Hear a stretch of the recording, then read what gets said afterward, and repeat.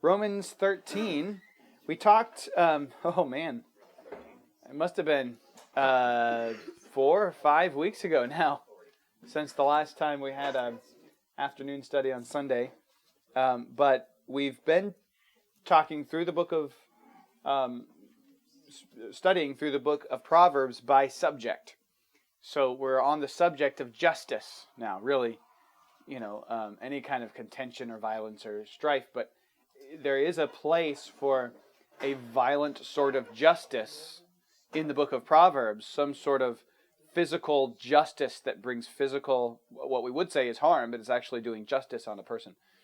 And so before we really could get into that, since it deals so much with governments, because it's not vigilantes enacting justice, but governments essentially in Proverbs, we wanted to talk about the subject of a government having the authority to enact justice, like what authority has been given by God to governments.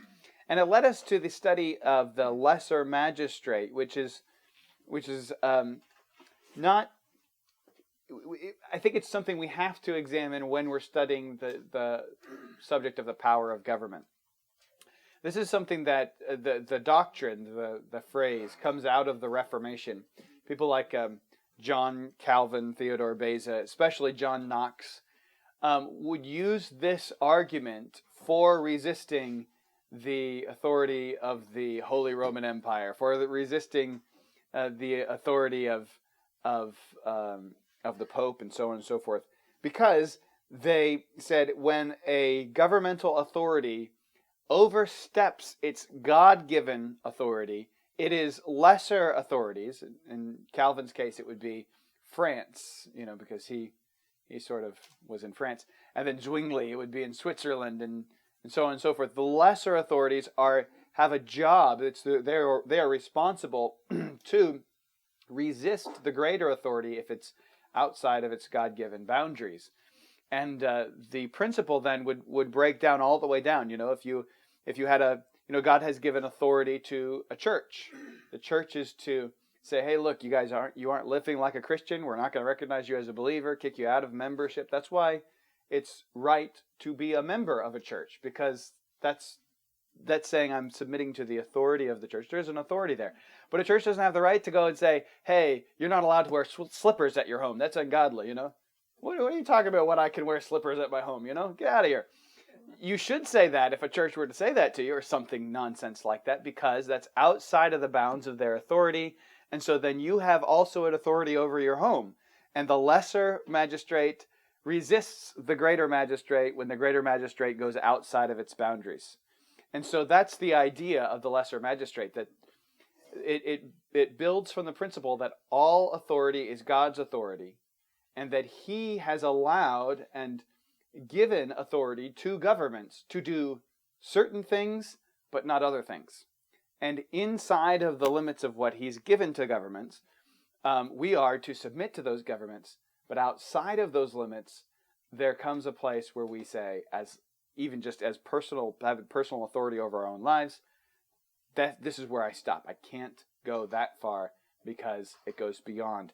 So the question about whether or not there is a place and time to resist government, and there is a place and time to submit to government, is very clear. We do submit to government as a general rule.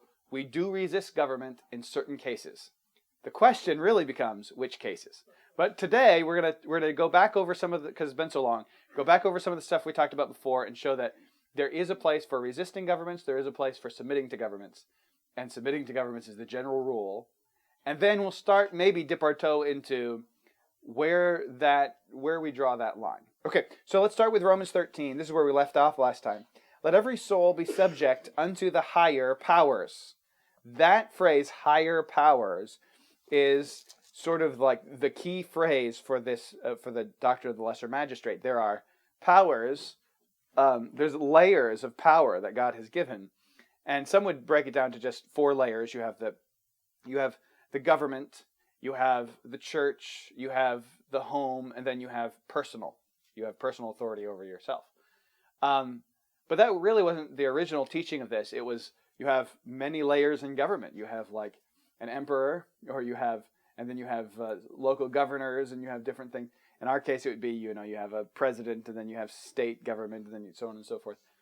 All of those things. And actually, the United States government was created with the concept of lesser magistrates in mind. They put in mechanisms into the Constitution so that lower governments could resist higher government forms of government when the higher government would try to overreach, which is that's the entire principle of the country we live in and are so familiar with. The entire principle of our founding was based on this concept. And by the way, just a side note, it was also part of their thinking when the Revolutionary War began. This was something that was hotly debated in America, in the colonies, before the Revolutionary War. Some people said, we always obey government all the time. And others said, no, we are the lesser magistrate. We have been given charters for these colonies to govern ourselves. We are now governing ourselves, and there is a greater magistrate that is telling us not to do something that is outside of its authority biblically, and we as lesser magistrates, not individuals, but as a colony, have the right to resist the greater magistrate. And that was the argument. That's why Christian people rebelled against the government and started our country. So this is a very American concept. It certainly is biblical, I think, but we do want to say, we want to get into it enough to draw lines, which means this isn't going to be the last one. I thought we could do this in 2 times. We're not going to do it in 2, but we're just going to go and see how it goes, and we'll finish when we finish. All right? Or we finish when we are raptured. That's when we finish. All right. Which could be today, guys. It could be today. Romans 13, let every soul be subject unto the higher powers. For there is no power but of God.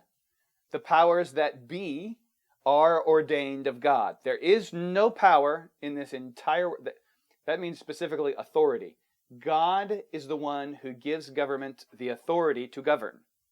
So on the whole, the basic principle is, when there's a government, God has allowed it to be there, and we are to follow it. We are to obey the government. That's the main point.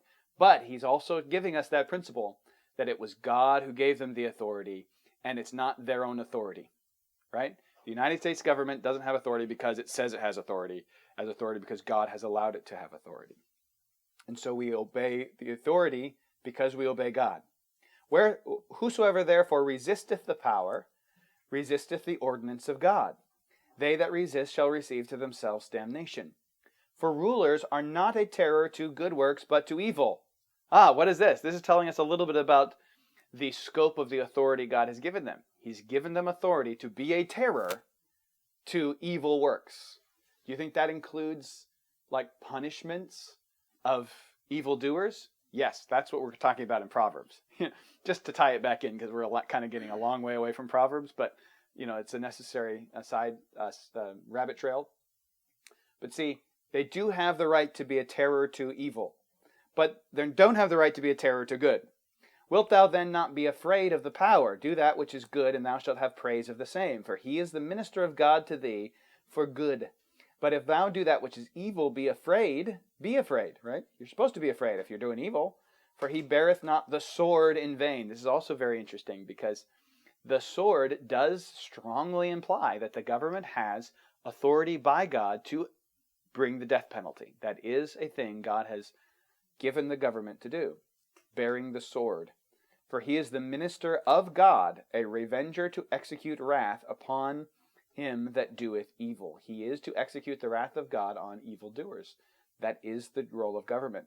That is not the role of your next door neighbor. Okay, that's the role of government.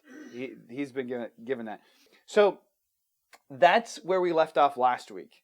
Verse 5, wherefore ye must needs be subject not only for wrath, but also for conscience sake. For this cause pay ye tribute also. So here's 2 things that in Romans 13 we're told is definitely in the purview of government. They are to punish evildoers, even with the sword if necessary, and take taxes. I know, don't throw tomatoes. Are there any tomatoes here? That is something that the government is given authorization by God to do. For this cause pay ye tribute also, for they are God's ministers, attending continually upon this very thing. Render to all their dues, tribute to whom tribute is due, custom to whom custom, fear to whom fear, honor to whom honor. Now this is certainly a reference that Paul is using to reference what Christ said when he said, render unto Caesar the things that are Caesar's, and unto God the things that are God, Matthew 22:21. So we have in Romans, we actually kind of have both sides. I'm going to give you some passages that show the resist the government side, and we're going to give you some passages that show the normal is to obey the government side. We're going to kind of give both of those. Romans 13 gives you an emphasis. The point is, obey the government because their power comes from God. But the teaching shows that their power comes from God and that there is a right place for government. It doesn't really get into what do you do when the government's not in that right place. So this would probably go into the obey the government category, Romans 13. Let's talk about some more obey the government categories. First Peter. 1 Peter chapter 2. 1 Peter, I love 1 Peter. Sometime we've got to do a whole series on 1 Peter. Did the ladies do a Sunday school on 1 Peter? Yeah. 1 Peter is so great because Peter's just going through and he's just like shotgun style, giving all kinds of things that Christians need to know. It's awesome. Here's how you need to live your life. So much good stuff in 1 Peter. Here's 1 Peter 2, verse 13.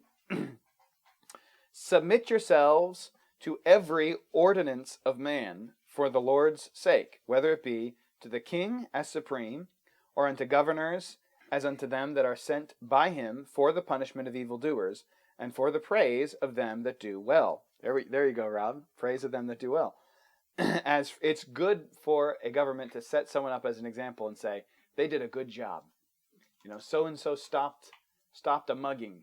Good. We want to give him the key to the city. I guess I've watched too many Old West movies, right?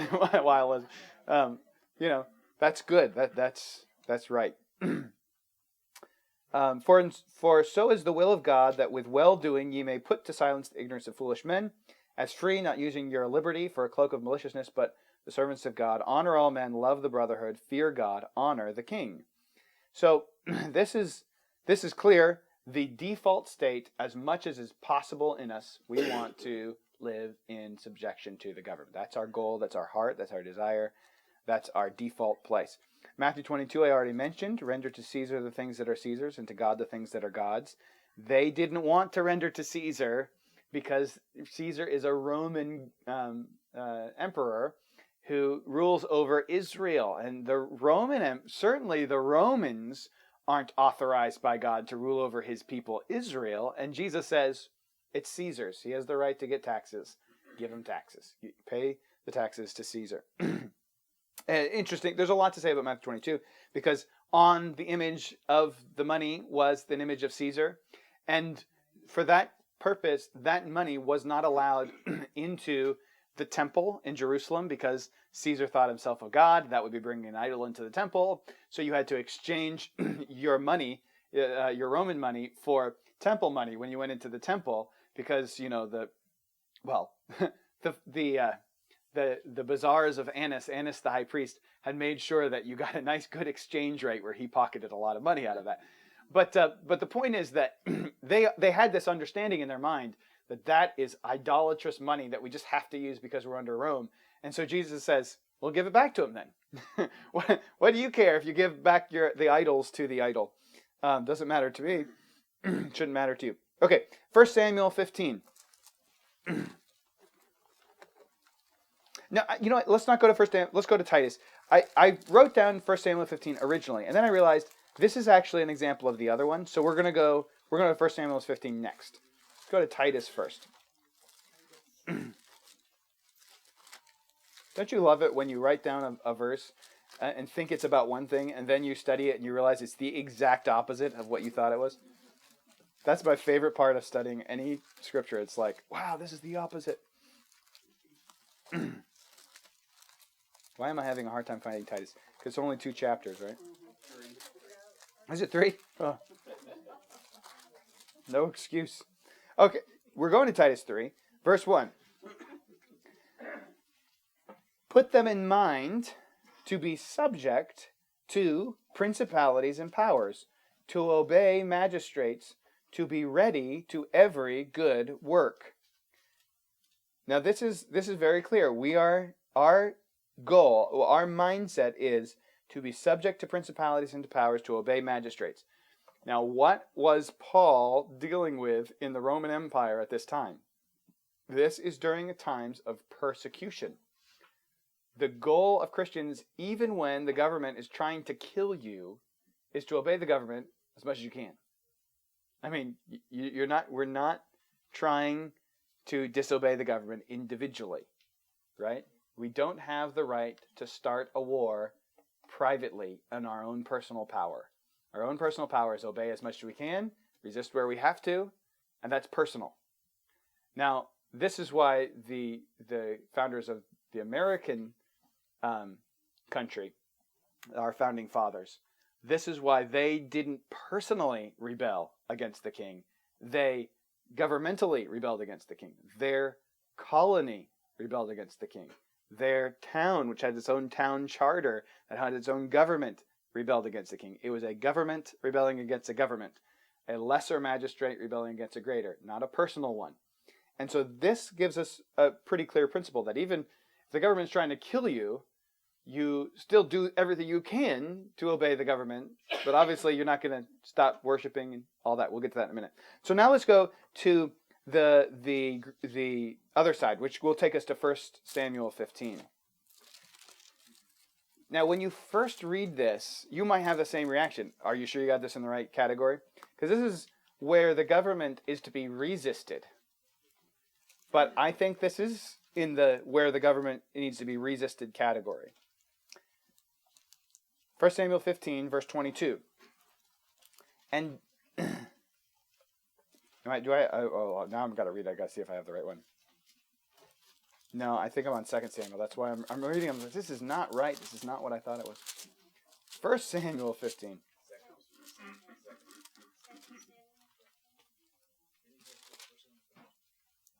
Yeah, 1 Samuel 15, verse 22. I'm so confused.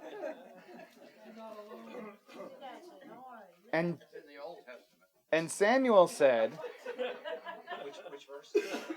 verse 22.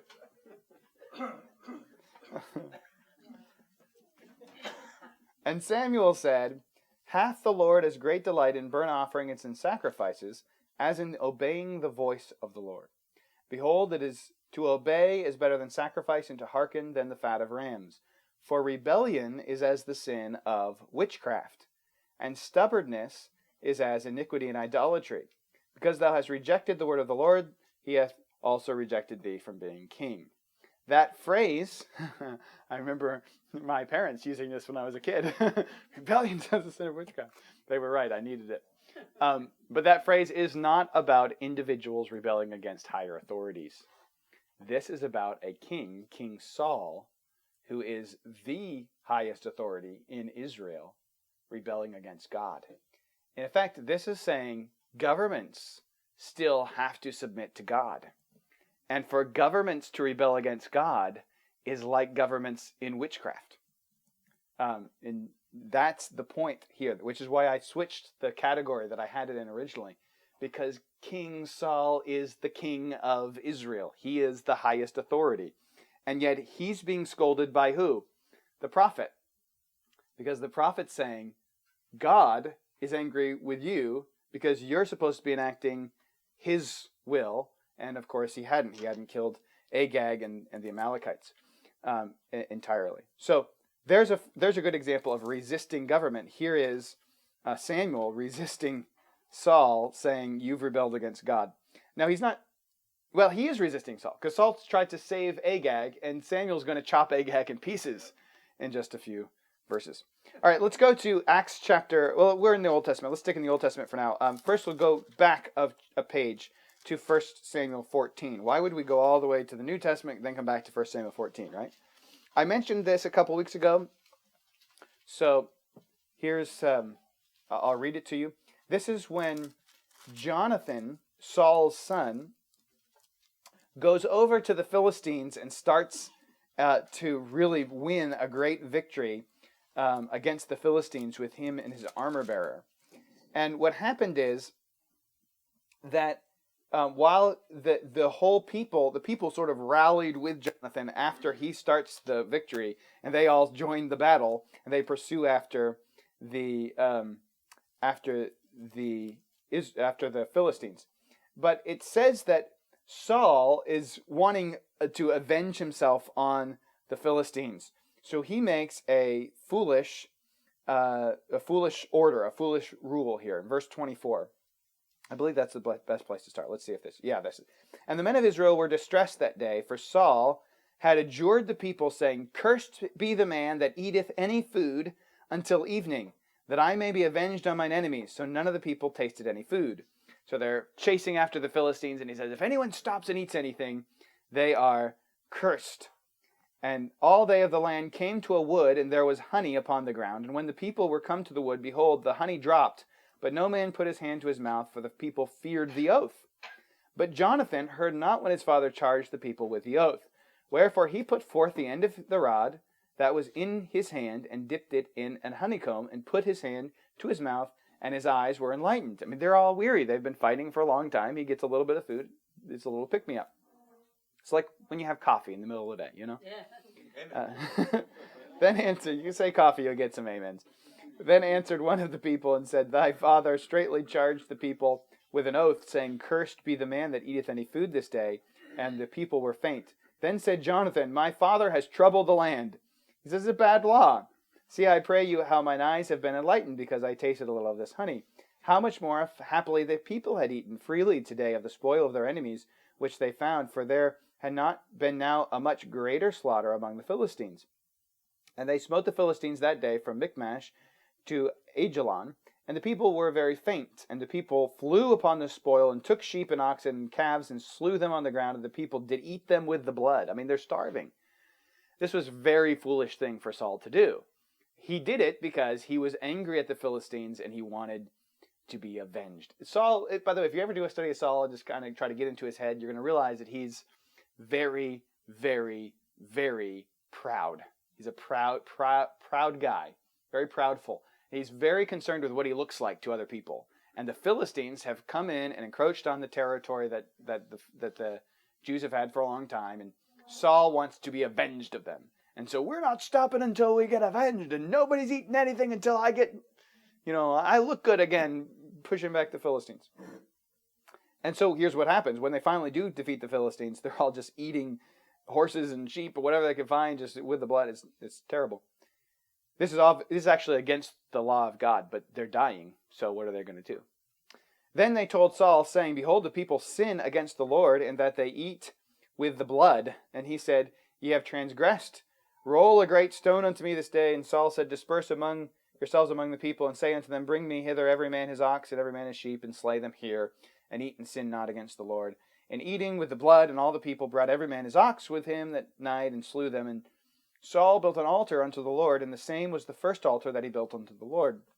And Saul said, Let us go down after the Philistines by night, and spoil them until the morning, and let us not leave a man of them. And they said, Do whatsoever seemeth good unto thee. Then said the priest, Let us draw near hither unto God. And Saul asked counsel of God, Shall I go down after the Philistines? Wilt thou deliver them into the hand of Israel? But he answered him not that day. And Saul said, Draw ye near hither all the chief of the people, and know and see wherein this sin hath been this day. By the way, the priest would have the Urim and the Thummim. Somehow this is a way to get an answer from God to a question for the king of Israel. And it was something God told them to make that was in the priest's, the breastplate of the priest that he wore. We don't know if it was some sort of dice or if it was some sort of something that was just drawn out. It's a yes or no, but it's obviously it's more than just yes or no. It can also be nothing. It could give you no answer, whatever it is. So here, the answer was nothing. And so Saul's upset. God's angry at us. Saul said, Draw ye near hither all the chief of the people, and know and see wherein this sin hath been this day. For as the Lord liveth, which saveth Israel, though it be in Jonathan my son, he shall surely die. Dumb thing to say, Saul. You had a bad rule, and now you're doubling down on it and saying you're going to kill the person. Now, he doesn't know that it's the breaking of that rule specifically, but there was not a man among the people that answered him. They didn't answer. That was the good thing for them to do, to hide Jonathan. Then said he unto Israel, Be ye on one side, and I and Jonathan and my son will be on the other. And the people said unto Saul, Do what seemeth good. Therefore Saul said unto the Lord God of Israel, Give a perfect lot. And Saul and Jonathan were taken, but the people escaped. So they cast lots to see whether it was Saul and Jonathan or was someone else in the army. And it was Saul or Jonathan. And Saul said, Cast lots between me and Jonathan my son. And Jonathan was taken. Then Saul said to Jonathan, Tell me what thou hast done. And Jonathan told him and said, I did but taste a little honey with the end of the rod that was in my hand, and lo, I must die. And Saul answered, God do so, and more also, for thou shalt surely die, Jonathan. He didn't take back his oath because he's a very proud man. It's very much about image with him. He said, I do it, I'm going to do it now. I'm going to kill my own son. He didn't stop to think that maybe it was a wrong decision to make this rule in the first place. And the people said unto Saul, Shall Jonathan die, who hath wrought this great salvation in Israel? God forbid. As the Lord liveth, there shall not one hair of his head fall to the ground, for he hath wrought with God this day. So the people rescued Jonathan that he died not. That was the right thing to do. By the way, if you lived in Nazi Germany and you hid Jews, you did the right thing. What did Rahab do? She lied to the people of Jericho about the people on the top of her roof, the Jewish spies. Why? Because it was the right thing to do. They were innocent and they were going to be killed. It is right to resist authority when it is going to actually kill innocent people. I mean, that's obvious, right? I would say you could even say when it's going to harm innocent people, but then you've got to define how much, what is harm, right? But certainly when they're going to kill innocent people, it's definitely right to resist authority. That gives us clear teaching. So, Pastor, yes? would the midwives in Egypt fall in the same category? You picked my next one, yeah. That's in Exodus chapter 1. Let's go there, because I have that one as well. Did you write my notes? That's a great one. That's an excellent point. Exodus chapter 1. Yeah.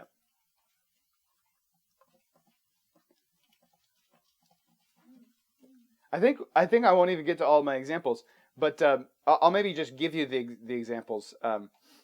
But here in Exodus chapter 1, it's at least a very similar scenario, in that the lives of individuals are on the line here.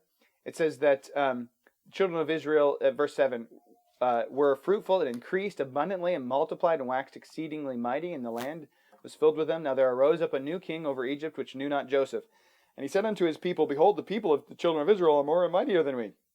Come on, let us deal wisely with them, lest they multiply, and it come to pass that when there falleth out any war, they join also with our enemies, and fight against us, and so get them up out of the land. Therefore they did set over them taskmasters to afflict them with their burdens, and they built for Pharaoh treasure cities, Pithom and Ramses. But the more they afflicted them, the more they multiplied and grew, and they were grieved because of the children of Israel. And the Egyptians made the children of Israel to serve with rigor, and they made their lives bitter with hard bondage in mortar and in brick and in all manner of service in the field. And all their service wherein they made them serve was with rigor. And the king of Egypt spake to the Hebrew midwives, of which the name of one was Shiphrah, and the other was Puah. And he said, When you do the office of a midwife to the Hebrew women, and see them upon the stools, if it be a son, then ye shall kill him. But if it be this is abortions. But if it be a daughter, then she shall live. As it's coming out, kill the men before and just, that way the women think that it just died, it was died, he just died in childbirth. But the daughters can live. That way there won't be any men, and that way the daughters have to marry Egyptians, and they just integrate into society, and we don't have to worry about the Jews anymore. But the midwives feared God, and did not as the king of Egypt commanded them, but saved the men children alive. They disobeyed. And the king of Egypt called for the midwives, and said unto them, Why have ye done this thing? And have saved the men alive. And the midwives lied.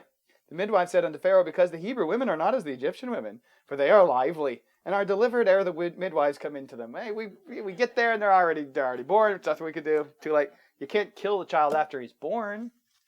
It's an abortion, see? It's a partial birth abortion. Or at least an abortion immediately after the child comes out, before the mother gets to meet him. So they say, yeah, we can't do it. Can't, sorry. They lied to the king, which was permissible. They're actually going to be given places in the house, it says, meaning they're actually added to the nation of Israel. They have their own house in Israel because of this, because they did the right thing in resisting and disobeying the king, and in even lying to the king about it. That's interesting, because they are saving innocent lives. Lying is almost always bad in the Bible. I say almost because when it saves an innocent life, it is now okay. So when you look at someone like I'm thinking the name Anne Frank, and that's somebody who was hid, right? One of the Jews. You look at stories like that. These are good things that people did when they lied about Jewish people in their attic or hiding in their house somewhere. That was the right thing to do, even though it was lying and it was disobeying the government. I'm just going to read you the other ones. We'll talk about them next week, but I want to give us time to discuss because I'm sure there's some things you have on your mind. Daniel chapter 3, Shadrach, Meshach, and Abednego, right? You are going to fall down and you're going to worship this image. Nope. No, we're not. All right, we're going to throw you in the fiery furnace. Okay, you're going to do that. I mean, we can't exactly fight you, but we're not going to bow down to the image. We'd much rather burn in the fiery furnace. And that was the right thing to do. In Acts chapter 5, when the religious and political leaders of Israel said to the disciples, we'll let you go, but just don't preach in the name of Jesus anymore. They said, you judge whether it's better to obey you or to obey God. For us, we've decided we're going to obey God rather than man. And so I think that's probably the key phrase. We ought to obey God rather than man. Obviously, when it means disobeying God, I mean, you don't have the power. The government doesn't have the power to tell me to disobey God. We're talking about what it does have the power to do and where we draw the line. But I think that's at least an obvious black and white to start with.